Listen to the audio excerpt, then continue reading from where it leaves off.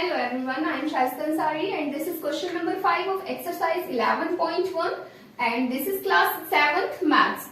So in this question we have to given the area of a square park is the same of a rectangular park. Means एक square park का area है and जो area है वो rectangular park के equal area है. If the side of the square park is 60 meter, अगर उस स्क्वायर पार्क की साइड 60 मीटर है and the length of the rectangular park is 90 meter और जो रेक्टेंगुलर पार्क की लेंथ है वो है 90 meter. Find the breadth of the rectangular park. तो उस रेक्टेंगुलर पार्क की जो ब्रेथ है वो हमें फाइंड आउट करनी है. जैसे जैसे इसमें स्टेप्स बताए गए हैं वैसे वैसे ही हम इसको यहाँ फाइंड आउट करते जाएंगे तो क्वेश्चन बहुत ज्यादा इजी हो जाएगा. जैसे कि फर्स्ट लाइन में यहाँ पर हमें एरिया दिया है स्क्वायर पार्क का, बट उसमें हमें क्लियर उसकी मेजरमेंट नहीं बताई कि वो इतने मीटर या इतने सेंटीमीटर का है. लेकिन हमसे ये बोला है कि जो एक स्क्वायर पार्क है एंड एक रेक्टेंगुलर पार्क है. अब स्क्वायर पार्क का एंड रेक्टेंगुलर पार्क का दोनों का एरिया इक्वल है. जो इसका एरिया है वही इसका एरिया है. तो इसमें यहाँ पर हमें बताया है कि जो स्क्वायर पार्क की साइड है वो है 60 मीटर. अब स्क्वायर की तो ऑल साइड्स इक्वल होती हैं. अगर हमें एक साइड इसकी पता है कि एक साइड 60 मीटर है देन इसकी हमें ऑल साइड्स मालूम हो जाएंगी कि इसकी ऑल साइड्स यहाँ 60 मीटर है बिकॉज एक स्क्वायर की ऑल साइड्स इक्वल होती हैं.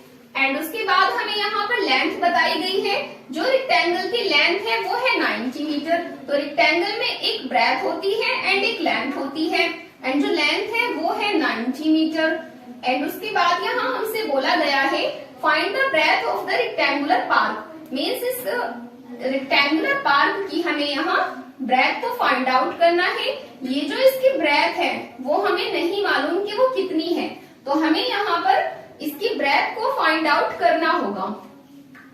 अब इसको फाइंड आउट किस तरह से करेंगे, जैसे कि यहाँ पर हमें इस स्क्वायर की साइड पता है तो पहले हम इसका एरिया फाइंड आउट करेंगे. तो एरिया ऑफ स्क्वायर होता है साइड इंटू साइड. इसकी एक साइड की मेजरमेंट 60 मीटर है तो ऑल साइड्स की मेजरमेंट इसमें 60 मीटर होगी. अब यहाँ पर इसको सॉल्व करेंगे तो यहाँ पर हमें मिलेगा 3600 मीटर स्क्वायर.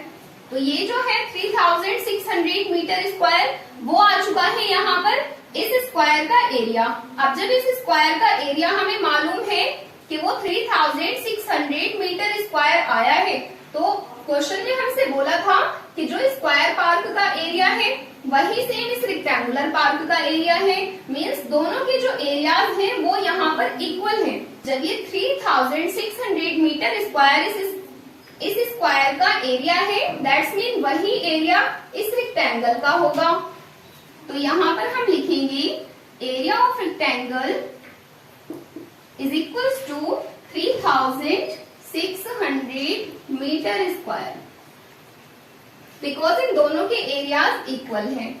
जो एरिया ऑफ रेक्टेंगल का फॉर्मूला होता है वो होता है लेंथ इंटू ब्रेथ एंड इसका जो एरिया है वो है 3600 मीटर स्क्वायर. तो उसको हम यहाँ इज इक्वल्स टू में पुट करेंगे. एंड अब यहाँ पर L की प्लेस पर हमें लेंथ की वैल्यू को पुट करना होगा एंड B की प्लेस पर ब्रेथ की वैल्यू को पुट करना होगा. तो लेंथ की जो वैल्यू है वो हमें ऑलरेडी क्वेश्चन में बता रखी है कि वो 90 मीटर है. तो लेंथ की प्लेस पर हम वैल्यू पुट करेंगे 90 मीटर एंड जो ब्रेथ की वैल्यू है वो हमें नहीं मालूम. तो ब्रेथ की प्लेस पर हमें ओनली यहाँ B पुट करना होगा and is equals to 3600 meter square will be, जैसे कि 90 मीटर इस B के साथ में मल्टीप्लाई हो रहा है तो इस 90 मीटर को हम अदर साइड में ट्रांसफर करके एंड इस 3600 मीटर स्क्वायर के साथ में डिवाइड करेंगे. बिकॉज इक्वेशन का ये रूल होता है जब एक साइड में कोई चीज मल्टीप्लाई होती है तो वो अदर साइड में जाकर के डिवाइड हो जाती है.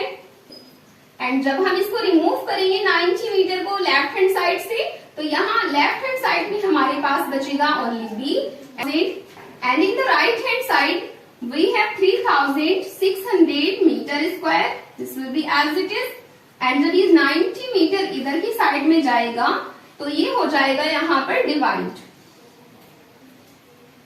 0 से यहाँ 0 कट होगा एंड 9 की टेबल 36 में पढ़ेंगे तो वो 4 टाइम्स तक पढ़ी जाएगी and 9 4s are 36 and 0 will be as it is. तो यहाँ पर मीटर है, यहाँ पर मीटर का स्क्वायर है, तो ये जो मीटर है वो इस स्क्वायर से कट हो जाएगा बिकॉज स्क्वायर में 2 टाइम्स मीटर होता है, तो 1 टाइम का जो मीटर है वो इस m से कट हो जाएगा, तो यहाँ पर बचेगा only 1 time m।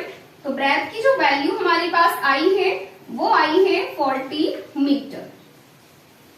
So we found here the breadth of rectangular park. So this was the answer of this question and now let's come to the next question. तो आई होप आपको ये video पसंद आई होगी। अगर आपको मेरा explanation समझ आया हो एंड अगर आपको मेरी ये वीडियो पसंद आई हो तो प्लीज वीडियो को लाइक करें।